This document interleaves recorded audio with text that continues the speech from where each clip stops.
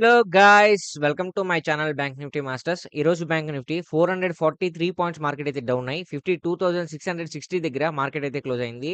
ఈ రోజు మార్కెట్లో మనం మూవ్మెంట్ చూసుకుంటే లోయెస్ట్ లో వచ్చేసి 52,290, హైయెస్ట్ హై వచ్చేసి 52,812. అంటే ఆల్మోస్ట్ ఆల్ మార్కెట్ అయితే ఒక 600-700 పాయింట్స్ వరకు మార్కెట్ అయితే మూమెంటం జరిగింది.